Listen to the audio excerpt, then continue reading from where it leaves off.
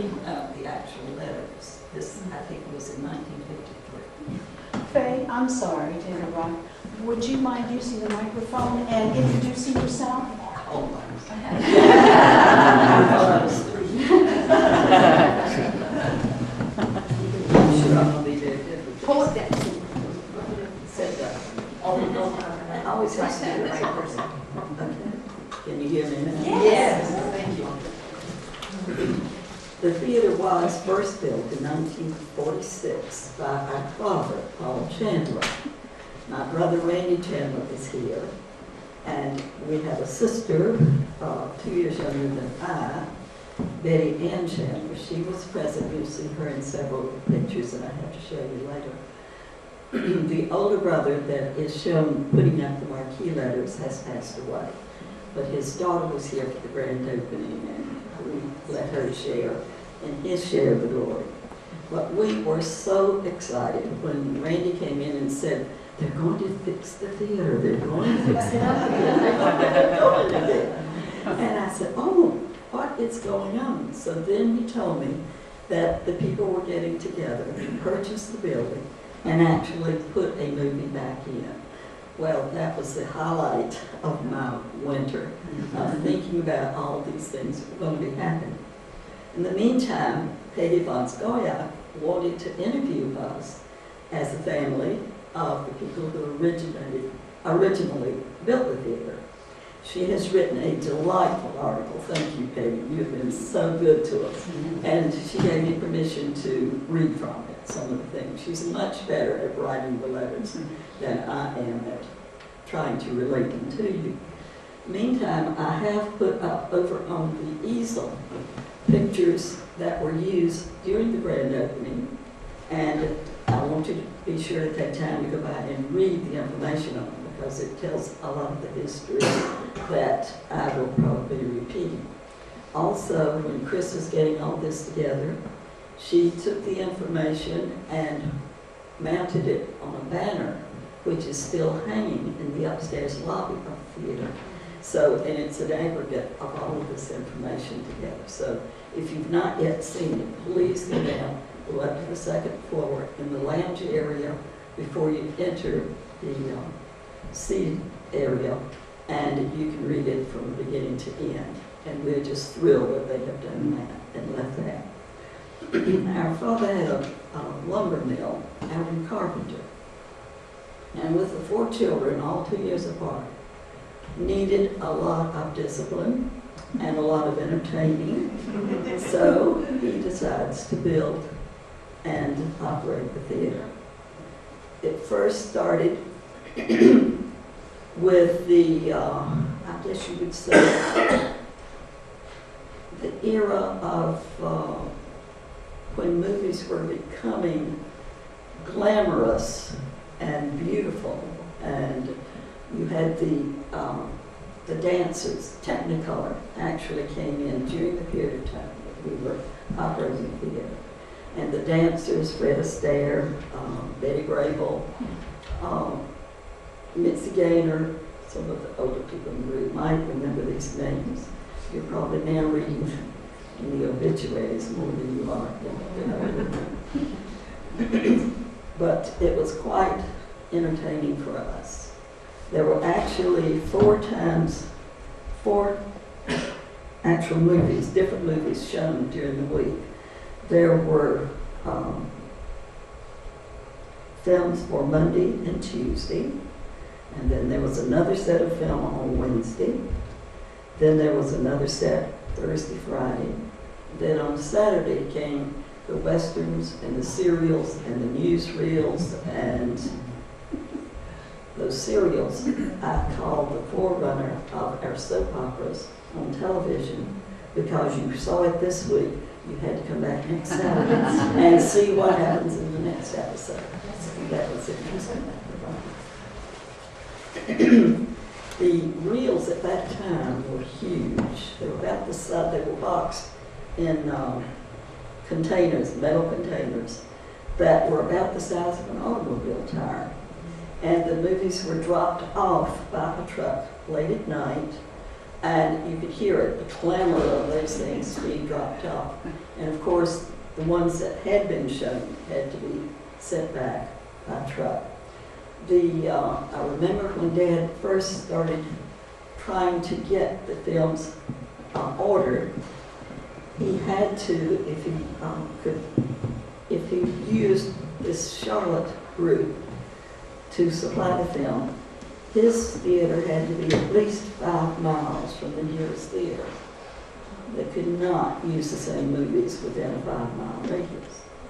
So I remember clocking with him the distance from 122 East Chatham to the front of the Varsity Theater in Raleigh. And it was exactly 5 So it was good. Randy remembers as a child. Remember, he is my younger brother. He remembers going with Dad to Charlotte and when he would make the selections for the movies. So, and we mentioned the fact that we actually had our responsibilities too, and part of it was cleaning up the day after the movie. We had one friend, one of the little farm ladies that canned, froze butter beans, peas, whatever was in her garden. She came every time the movie changed. She sat on the very front row, and with the light from the movie, she would shell or snap or pick whatever she needed to do. We could always tell the next day what was in Miss Irene's garden. That's great. So, we have a lot of little funny things like that that happen. When we first opened, I think, Peggy, you had recorded here a 25-cent ticket, a 10-cent box of popcorn, a 5-cent Coke, a 5-cent candy bar, and if you sat on the last 2 rows, a stolen kiss or 2. It was one of the popular places for dates. So, young people also worked at the theater. There are several of the residents that are still here that worked in the concessions or sold tickets, or on one day a week when the new posters came out with what the week's showings would be, got on their bicycles and drove around Cary and the Carpenter area and put up the posters of what was showing for the next week. We have, this was one of the few places that was cool in the hot winter months. We didn't have air conditioning, but neither did the farmland, neither did the people in the farms. But they would come at night because Dad used a huge fan in the ceiling to draw the heat out. And being a brick and cinder block building, it was just naturally cooler than other places. So I think that helped a lot with our attendance. I'm just here to actually answer questions. If you have things that you would like to know. We opened in '46. I think it closed finally in 1955 due to the competition with the drive-in theaters and those little boxes that people had in their houses called television. Dad said he couldn't fight City Hall. Then he actually renovated the building and reopened it as a men's clothing store. Those of you who have lived here for a while remember it as Randy's clothing store. This is the original Randy. And he managed it until, when was it, Randy? 81. 81. Yeah, my father and I had it together for 10 years. Then I did it for 10 years by myself. And it was called Cary Clothing when they first started. But then everybody knew it as Randy's. So how we got started is my dad went to it was Cary Branch Baker Food Plate over here, which is now Fidelity. And he got a line of credit. So we drove to New York and we picked out the brands that we wanted to sell. So we went to the office of each company and we put in an order. And then we sold Watney 500 suits, so we came back by Philadelphia and went to the factory And they let us bring the suits home, so we put them in the back of the car. And we started, and then that's all the stuff started coming in. So then we got it established as a clothing store and ran for a while. It was a real good business for a while because there was no competition. There was no mints.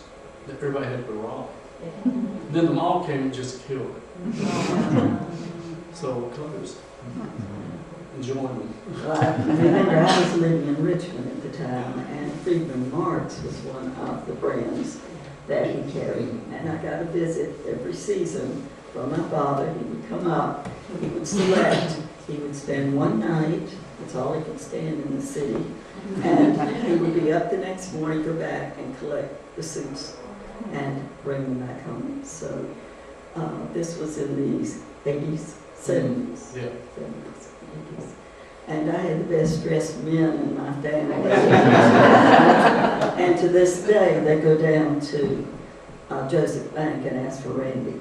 And Randy can put a hot pink shirt on my husband that nobody else can. But if Randy selects it, it's okay. Anything else you want to add, Randy? Do you remember what was the first movie that played with the hair? There's an argument there. Chris researched it for us. Randy says it was The Voice of the Turtle. The Voice of the Turtle. And Chris checked it out and found that that didn't come out until 48. So it's questionable as to whether it was actually. But The Voice of the Turtle, Dove, is what it should have been. But Dove didn't, Marquis went long enough. It's The Voice of the Turtle. I just had a couple of people to tell me that. You know, that was the first movie there. That's they saw it. You know.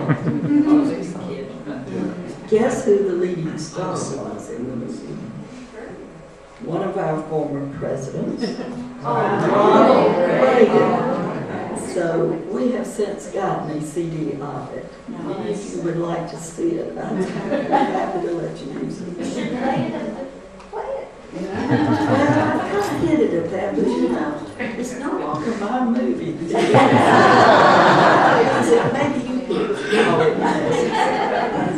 How did they, when they went to Charlotte to make movie choices, how was that done? Did your father just choose what he wanted based on what was available? Right. Our father was a very, well, let's say he was a Quaker, very religious father, and he was very selective about what. It's like you people probably have set up parameters for your children, you see.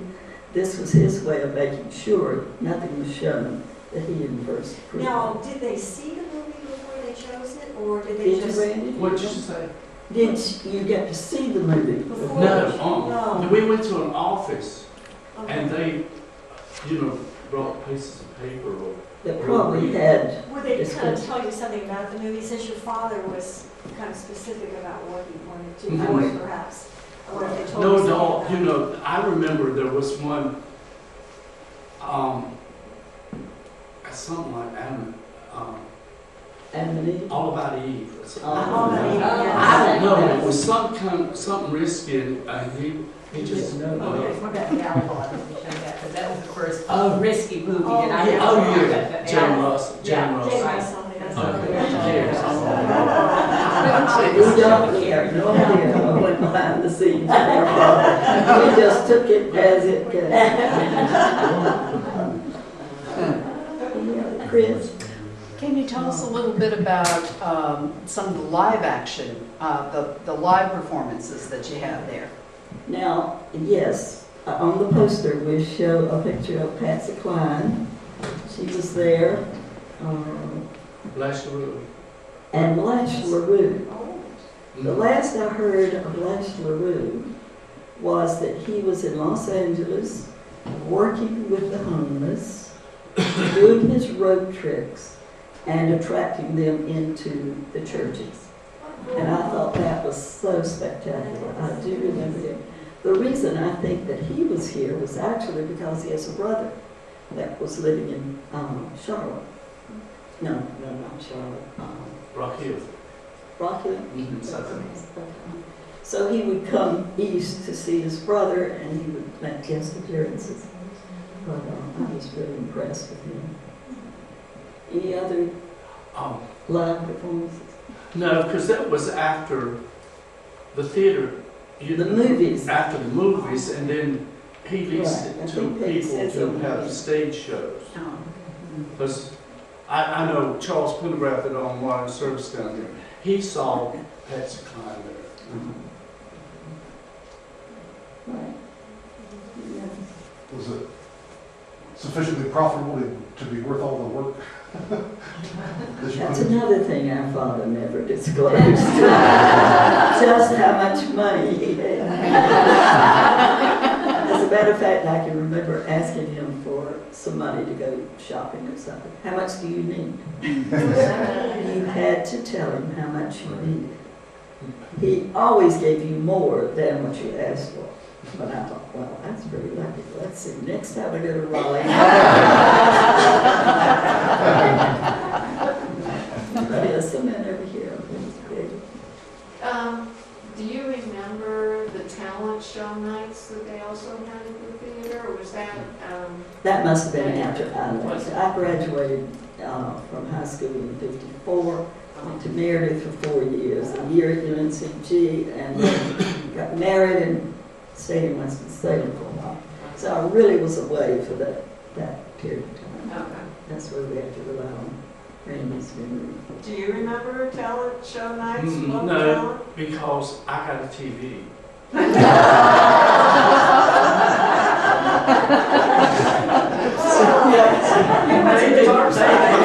My brothers and sisters didn't want a TV because they'd started dating and I was still left at home. So I taught my dad to buy me a TV. And so I didn't have to worry about going anywhere. In contact with the outer world.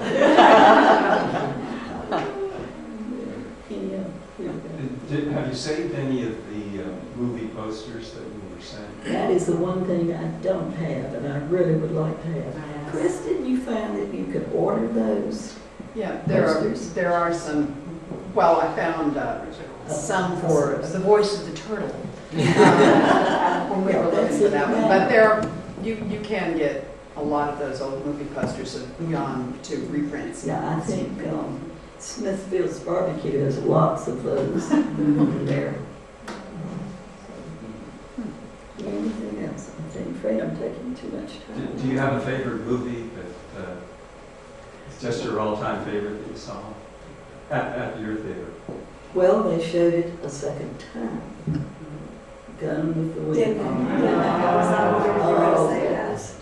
I work for a lady that has been in love with Gone with the Wind for ages, and I invited her to go, and it was such a treat to see Scarlett. As a matter of fact, it was around Halloween time, and at the shop that I was working in, we had competition in Fuquay Arena. They had a competition for the best scarecrow. Guess who our scarecrow was? Scarlett.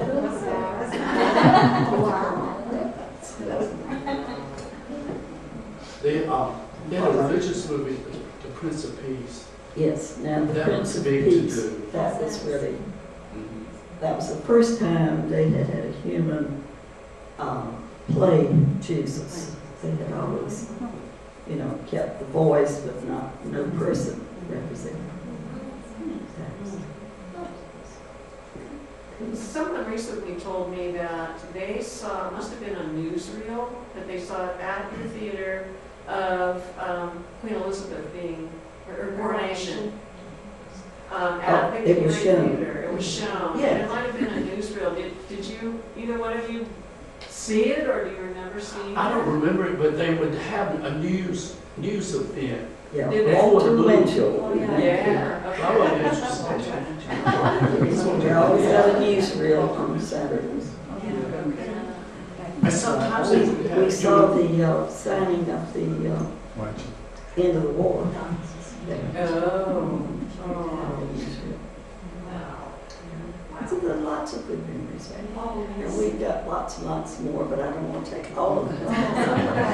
I'll pick one that's an honorary Chandler. Since 1950.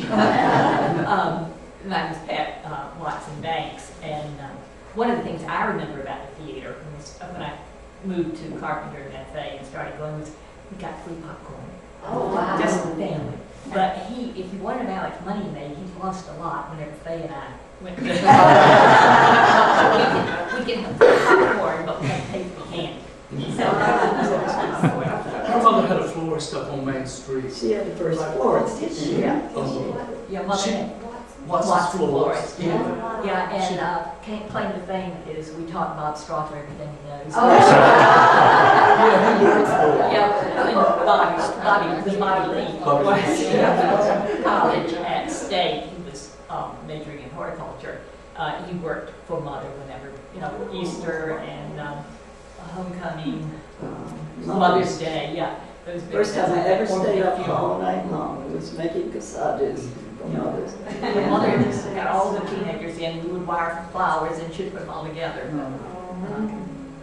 That was, but my memory of the theater is free.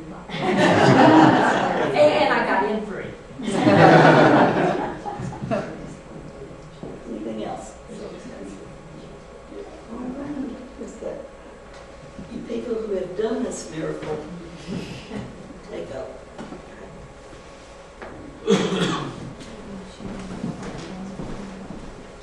Okay, well, how is everybody tonight? That was fascinating. And we really.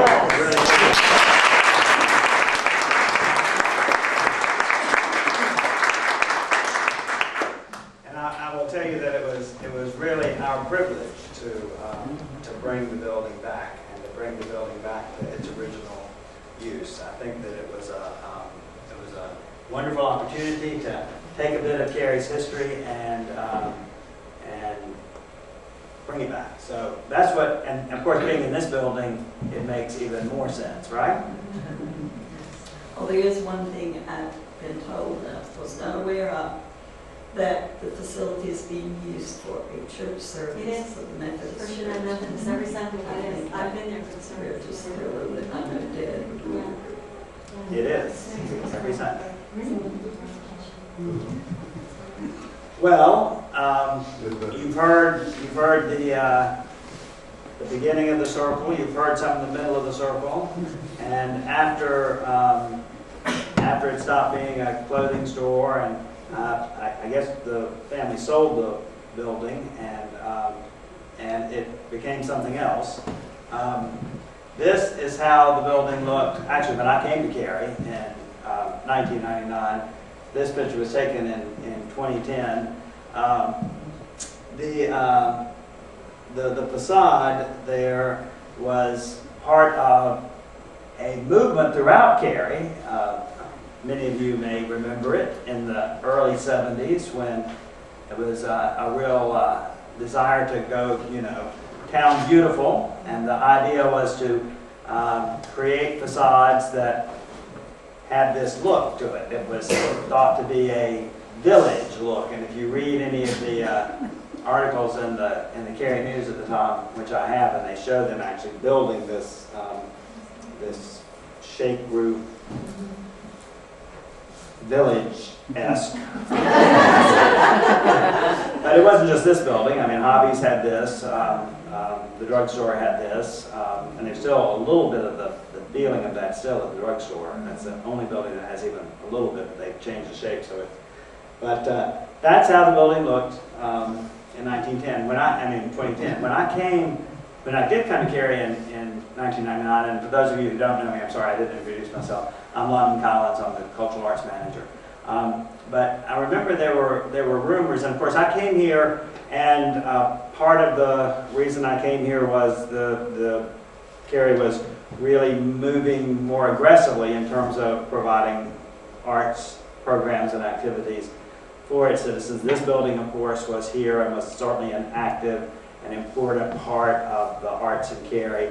Jordan Hall was operating, but what was then called the Amphitheater at Regency Park was under construction, and that was going to be the first big big arts facility in Cary. And I was told too that at some point, they told me it would be probably 3 or 4 years, the town was going to acquire the elementary school and that would become an art center. And I was told that in 1999, 3 or 4 years ago, in 2002 or 3, and of course it opened in 2011. But that's the way things work. But at the same time, I was also told there were just rumors going around, and I was still, I guess, new enough to the town that I didn't know to go and ask some of the experts that are here in this room that I know could have filled me in immediately. But I heard this rumor that there was an old movie theater somewhere on Chatham Street, you know. And my gosh, you know, you look at that and you don't think the movie theaters know what pops in your mind. So I didn't really think that was the building, though there were rumors going around that the auto parts, or you can still see the Cary Chatham Street auto parts sign there on the building. But that was it. I just sort of had heard this rumor. And then, of course, about 2010, Ed Goff came to town, and there's a lot of movement toward bringing more arts, in addition to the art center, which was nearing completion. And of course, this facility, I always refer to them as the anchors of the arts, but there was thoughts of something in between. And Ed and I had lunch, and after lunch, and this really was the very first time I had met him, and we had lunch together, and we just decided to take a little walk around, and he said, you know, he thought maybe a nice black box theater or something could be useful, or, you know, something. And we were just walking, and that very back door there on that picture was open. And so we walked in, and we walked in because the fire inspectors were there, because there were people doing unauthorized things in that building.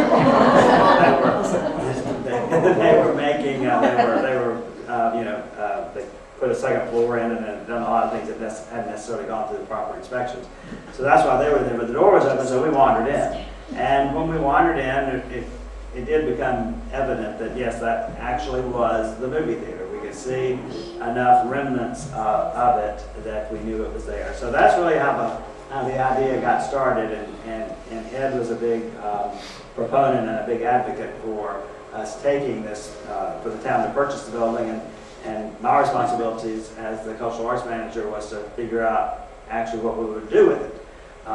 And it seemed natural to me to bring it back as a movie place and a performance place, because it had been both. So we would honor all of its sort of arts history by doing that. So we did.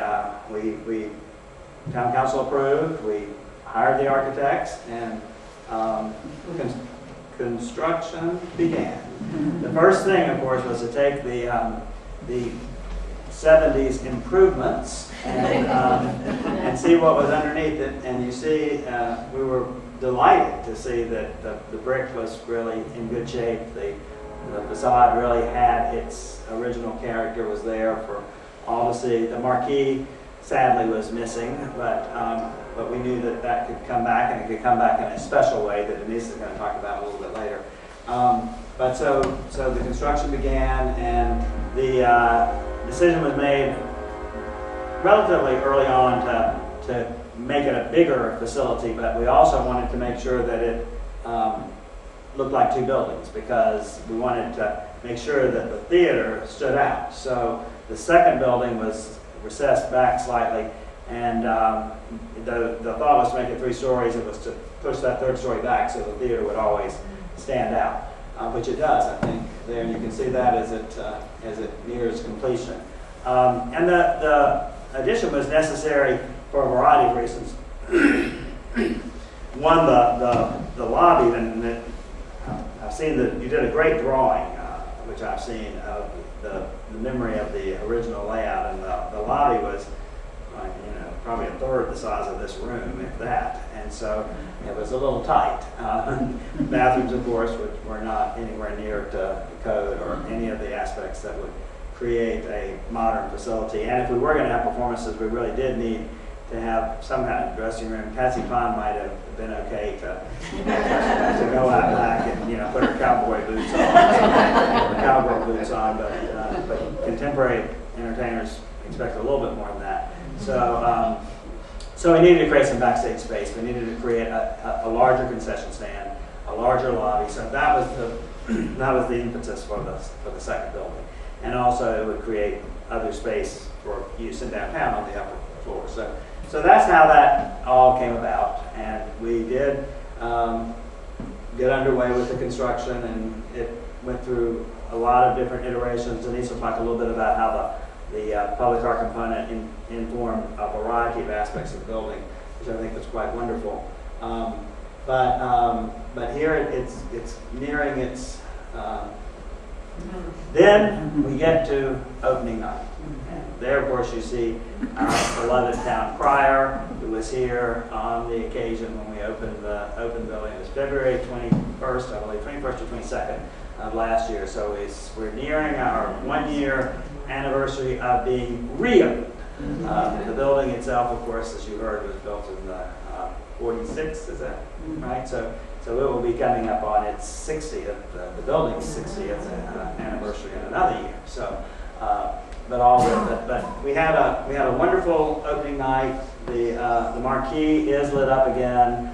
The movies are shown. So let's take a little peek inside.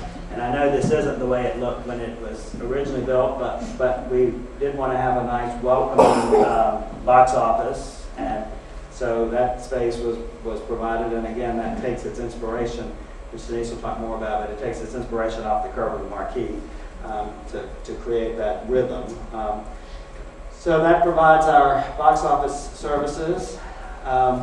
Since we were creating this second floor and this upper lobby, which we did feel like was important to maintain an upper space.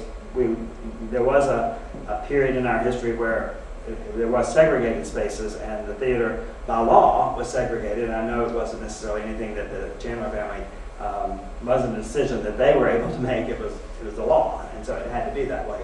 But we didn't want to completely erase that. So because as we all who love and treasure history know that to forget your past, you're condemned to relive it. So, so we didn't want to erase all traces. So we made sure that we maintained a balcony space. But we wanted to have a grand staircase to get up to it. So, so we did. We created that. The architects in collaboration with the design team, going back to curves. Denise will talk about that. I'm not stealing all your thunder, am I? But that's a great view, and that especially that view looking down from the upper floor, looking down into that curve is really nice. And then let's go inside and see what it looks like when you are standing inside and you're on that upper level looking down. You see, those are both the configurations of it being configured on the other side, far side. Not good with left and right, and I'm looking at you all because you'll be the opposite. So, over there, it's configured for stage performance. The stage will accommodate a variety of things. We're going to have a free concert coming up shortly. The Langley Winds from Langley Air Force Base is going to be here and be performing on the stage. So that'll be a free concert. So there'll be another opportunity for people to come in. I assume everyone here has been to the Cary. Is anyone here who hasn't? If you haven't, shame on you, but get on over there. But anyway, that's something that's coming up. And then of course you see it configured as for movies. It has a retractable screen. The screen we were very clear that we wanted the screen to take up the full stage, and then they had to figure out the right lenses and everything for the projectors. Nothing is on the big reels anymore. They don't come in like that. They come in on little things like this. But we do have it's a fully digital operation now, and but we are able to show really wonderful movies. It has a great sound system. You really feel like that you're in the middle of the movie when you're there. So I think it lives up to its previous billing and to its heritage. And here's the view from the stage. So when you're standing on the stage, performers are there. We just hosted Mrs. Naomi King, who is the sister-in-law of Dr. Martin Luther King, as a part of our MLK celebration, and she was just amazed at how beautiful the space was, and seeing the audience there, because when you're on the stage, the audience it's very close and it feels very nice. It has about 180 seats, which I think is pretty close to what it had when it was a movie theater, and can be configured in a couple of different ways. The chairs down front were deliberately kept not as fixed seating, so that we could take them out and create a cafe or a more of a, maybe I shouldn't say this with Mr. Chandler looking on, but more of a nightclub atmosphere. I hope we're not too risky. But we do, you can create a nightclub atmosphere with tables and chairs, and because we do have comedians and we do have improv performances and things that are more suited to that. Or you can clear all the chairs out and create a dance floor in the front, or you can, we haven't actually built it yet, but our plan is to build an extension that we can take out to make the stage go further into the house and allow for a little bit larger activities. So that's the view from the stage. It does have 2 dressing rooms backstage, which people have been happy with when they come there now. We have started a tradition, and the Chandlers were actually the first to take part in that tradition. They sort of set the stage, so we say, by having our guests who are there to sign the brick wall backstage. And because we retained the brick wall, the exterior wall, I guess that's the eastern wall. Yeah, the eastern wall, it's inside the building now, but you still can see it. And we also have, and this is my little pet project, I haven't done it yet, but it is something I want to do. We saved the East Chatham Street Auto Supply sign. And I want to mount it on the brick. It was actually mounted, if you saw that earlier photo, it was mounted on the wooden stuff. But we're going to mount it back up on the brick as just another reminder of what the building was. We'd love to have anything that says Cary Clothiers on it that we can have in the building too, because I do think it's another thing that's great about old buildings, about buildings that have a past and have a history, as this one does. If you can keep little elements of that, we certainly did that at the Cary Arts Center to keep the reminders of the high school and the different iterations of that. And so we're trying to do the same thing at the Cary to keep that history part, the continuity of the building, and because it does, it's come full circle, and that's a wonderful tribute, I think, to both the town's commitment, our citizens' commitment, and everyone's belief that our buildings tell stories, and that our buildings can be repurposed or brought back or given a new light, and that's what I think part of this series is about. It's about preserving our past. It's about preserving our buildings. It's about keeping our history with us. And I'm really delighted that I was able to be a part of this. I do thank the Chandler family for being so generous and giving us information and helping us keep the spirit alive of what the family has done for that building, and we want to keep the life going. Just a little bit about programming that's taking place there. We don't have serials anymore on Saturday morning, but we do have children's movies on Saturday morning, and so you'll have one of those photos over there is the crowd that's come from one of our children's movies, and they're proving to be very popular.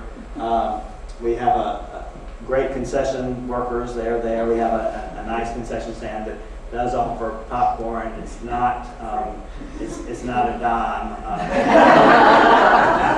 And I don't get it free. I don't get it free. The candy bars are a little bit more than a nickel, and the Cokes are a little bit higher too. But we do still have traditional concessions, and hope that people enjoy them when they come in the building. You know, I will say the movies are only $5, so they're not. It's certainly. Again, it's not quarter, but it's, it's reasonable. And we do have, I think, a wonderful mix of movies, from documentaries to classic films. I certainly think we can show The Voice of the Turtle, and we probably will at some point, and we can not do.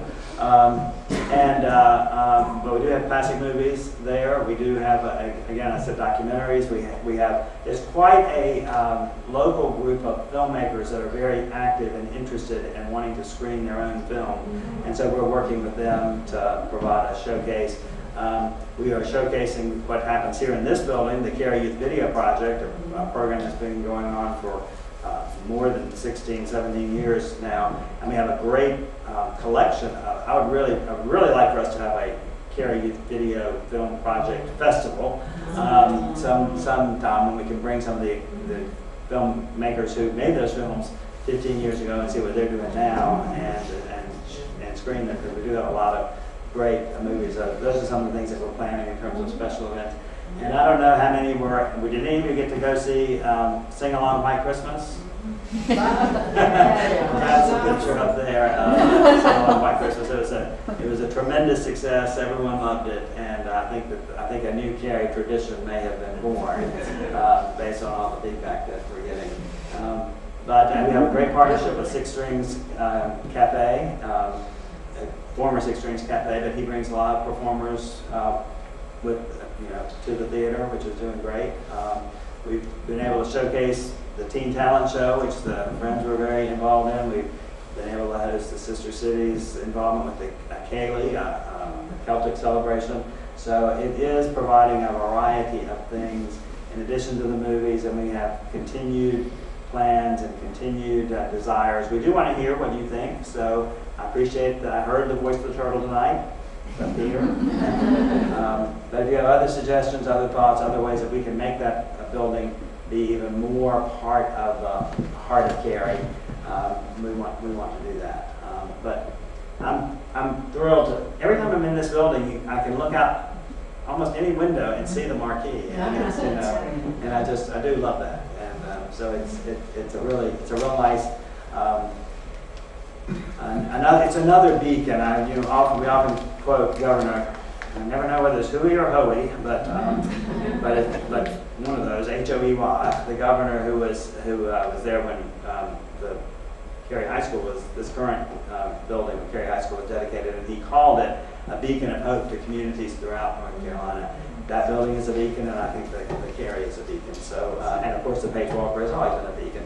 So we will continue that tradition. I thank all of you for being here, and I encourage you to continue to support the activities that are going on there. It is a great facility that we have, and we want to nurture it. So thank you very much. I am now going to turn whatever this thing is over to Denise, and she's going to tell you a bit more about the public art aspect of the building, which is also quite interesting. Thank you.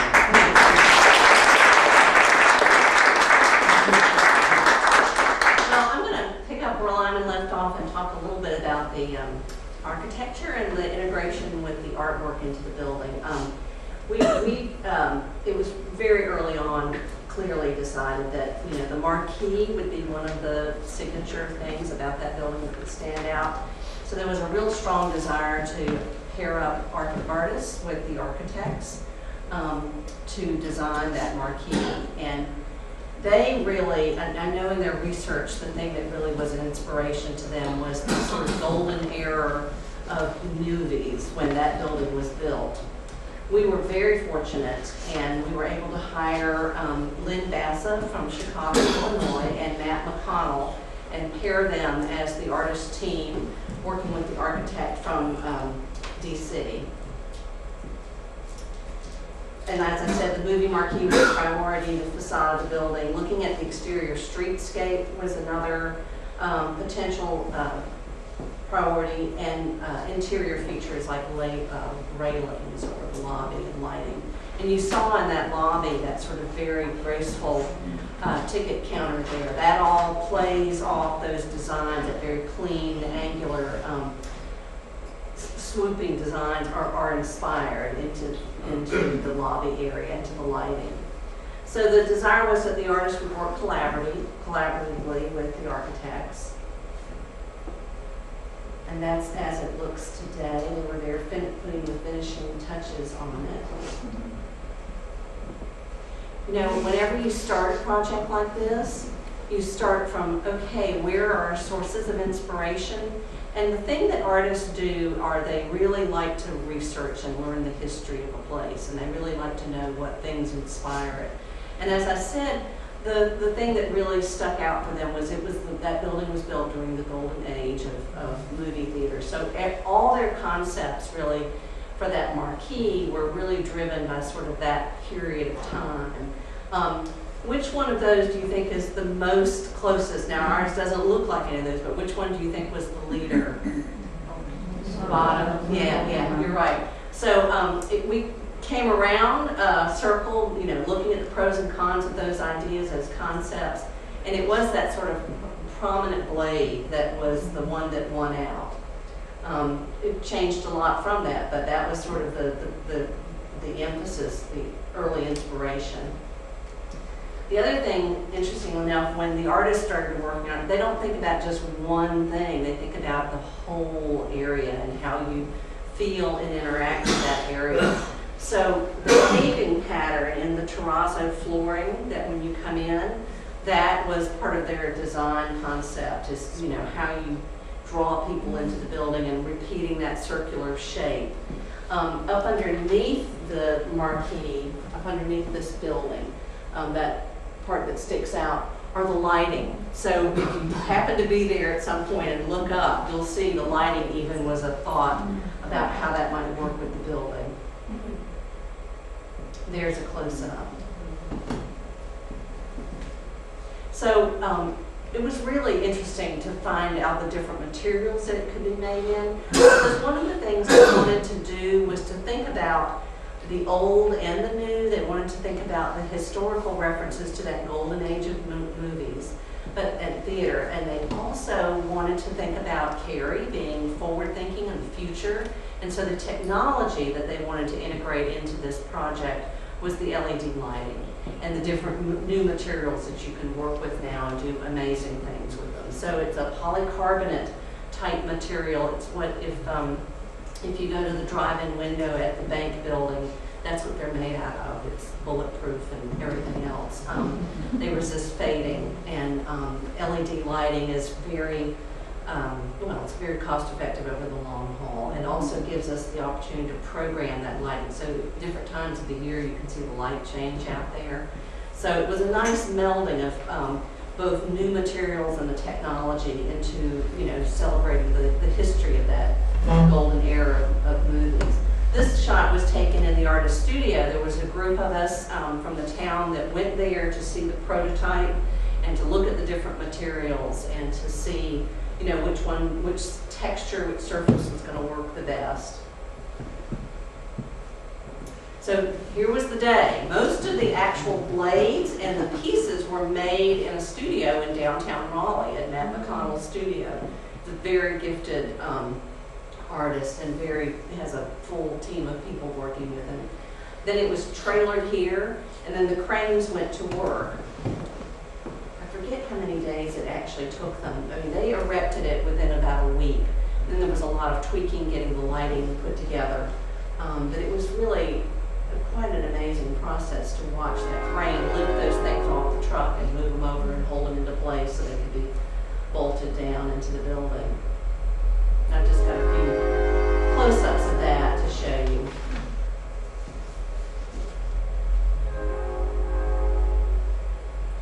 There's the terrazzo floor right after it had gone in. It looks a little chalkier there. It's brighter now when you go over there and visit. And there's the Cary, and then you can see the lighting up underneath it. On the interior, Lyman showed you the staircase. Well, Matt McConnell, the artist that worked on the design team, also worked on the design of that. And those rays projecting out were really inspired by the whole idea of a film.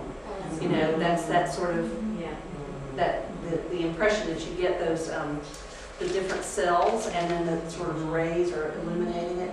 Don't know if you noticed on the inside, when he was showing the actual theater building and in the interior, there were these sort of strong singular lights that are like rays. Those were also inspired from the stairwell, from that design. And again, that's all from the idea of the real tape. They don't call it tape, what do they call that? Film. There's a close-up. And then this one is a wonderful, it's the, we have it right over there. It's the little actual cell from one of the Western, that's silk screened on there. And there's a couple of panels that have that on the railing. So just to recap, we began the project in earnest in October of 2011. The project ended in January of 2014. Lynn Bassett from Chicago and Matt McConnell. We had $20,000 for design. I know we haven't been talking numbers here, but I think it's good for getting it out there. For construction, for the marquee, and everything to do with that, all the research and everything was $182,000, and we came in right on budget. Now I want to shift gears a minute. Does anybody remember these in the building? It was after, it was part of the auto parts place, because there was a sound studio, they put a recording studio up there when they had the auto parts place there. I know two friends of mine, brother and sister, that grew up in downtown Cary, and they said it was an arcade when they were growing up. Oh, yes, there was a arcade. And that was like one of their favorite places to go as young, 10, 11-year-olds. But I think it might have been from the arcade. From the arcade. Well, there was a sun, and then there's about 10 feet away or less, maybe 8 feet, there's a moon. And when the architects and the artists were in the building and the design team, everybody scratched their head and said, is there some way to save part of this, just knowing what all had to happen in there? So we were able to preserve the sun, given exactly where it is, and when you go in the upstairs lobby, you see it now. But we were really happy to be able to keep part of it. I will tell you, it was quite an extensive project. So you history folks, I know you will appreciate this. I'm talking to the choir. We were able to secure the services of Janet Hessling. She's a really wonderful fine arts conservator. Paintings, murals, those kind of things, works on paper. And so we asked her, because the cost would have been prohibitive to have brought it back as a new mural, we asked her to clean it and stabilize it. And one of the big issues with that wall that it was painted on was clearly the time of the period when it was painted. Those paints are not of great quality. So we had some flaking. We also had moisture seeping in through the wall. But once the building, that coping along the roof line up there, once that got new up there, that was able to get stabilized. And then during the construction process, there was overspray from paint up there, and there was a little bit of sheetrock mud you see right there. So our goal was to preserve it, but not create a new mural, not to have it totally redone, but to clean it and stabilize it, basically. And that took her about 2 weeks to work on that, on scaffolding in there. And I've got on the left, you see, that's before cleaning, and then you see the difference afterwards. And there it is today. That's before we put the Lexan, the plastic up there. Now, when you go in there, I've got it probably almost up to here. To protect the surface, basically, and the moisture issue has been stabilized. And we knew that would once we had heating and air conditioning running in the building and the roof line, the coping done. I hope I'm saying that right. So another aspect to that building, about 2 years before we started the project, some of you may remember this artist, Marshall Clayton, who has a son, actually, that still lives in Cary, and is a very fine photographer as well. Marshall was instrumental in getting a big not national, I guess it was statewide photography show for sure started, shown up over at Meredith for many, many years. Wonderful photographer. Well, we did an exhibition with him of these grand old movie houses, and I knew in the wind that we were negotiating to try to get that building and said, oh, that'll be great, that'll get everybody excited. And the photographs were lovely. We did the show at Town Hall, if any of you all remember that exhibition. But not long after the show closed, I guess it was within the next 6 months, I'll give special credit to June Finkbeiner right there. I was speaking with her and said, gosh, it would be wonderful if we could acquire some of those. And I didn't want to ask Marshall to donate all of them because he's an artist. I believe that artists should be paid for their work. That's their livelihood and their work. And June went out and spoke to friends and colleagues in the community, and every photograph that's in there were either donated by people that she called on, or I think Marshall donated one. I think in the end Marshall donated one. But most of them were all, she went out there and secured donations so that we could acquire those for the collection in the lobby. So I like to give her a little bit of credit. But I love these old movie houses. They're beautiful. We've got a beautiful collection over there, so if you all have a chance to take a look. So I'm pretty well wrapping up. I'll ask if there are any final questions. Yes, ma'am. Hi. How come the isn't there for the Cary on the marquee? Where's the? Yeah. That's a good question. I wish I could Is it answer intentional? that. I don't know. Oh, okay. I don't know. I I can't. mean, it's lovely without it, but I just It didn't wonder. have to carry on the original either, but I did want to comment, the shape of the letters is exactly the shape of the original, although they were boxed and had light in them. And these are a little bit more rounded, but that, yeah. The artists, they really think about the history and the place, and they look at any past photos that you can get and the typography that was used during that period. So it's that mixing of old and new. It's carrying us into the future with the LED and the technology, but they really wanted to have enough ideas there, and that you see the shapes and that sort of streamline. That was very much of the period of the 40s, of the golden era in movies. So I'm glad to hear you say that about the Cary. Any more questions? Yes, sir. Do you know who the original architect was for the building that was first constructed? And what was the cost? Your father? I don't remember him ever consulting me on that. He actually got in there and laid the brick. Wow. He had a lot of workers that he worked at his lumber mill, and he used a lot of them for laying brick. And there was one lady who told me that my father, she lived in Lowe's Road, where that is, Yes. 54 and 55. Her husband did the tiling for the bathrooms, restrooms. I've since lost her name, but she said she remembered this new gentleman, that her husband did the tiling. Was there ever any discussion about what the building may have originally cost back then to build it? We I know didn't you discuss. didn't tell me. I heard that I later. told you when we couldn't. Never the amount. Sorry, one more question. So do you know how much of the exterior of the building is original, like of the brick? All the brick is original. All up, so that's all still the Yeah, same? yeah, and even the exterior wall that's now covered up by the new building that sits beside it, that is preserved, and that's a hall. So when you're in the back hall going towards the back entrance, which is where Lyman was talking about, where the guests and you guys signed that wall, even that wall is preserved. So all that brick was in pretty good shape, actually. Yeah.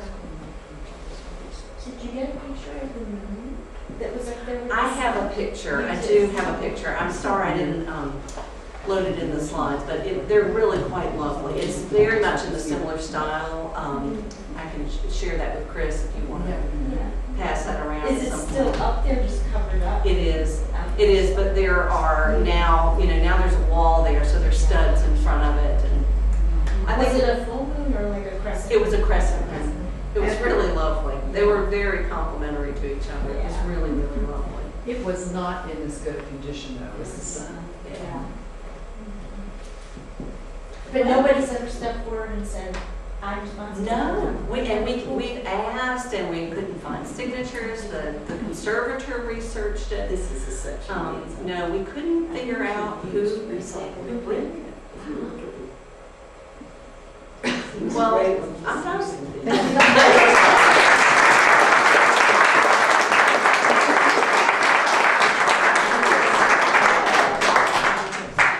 I'd like to thank Lyman and Denise, and especially the Chandler family for coming and sharing the story of Cary with us tonight.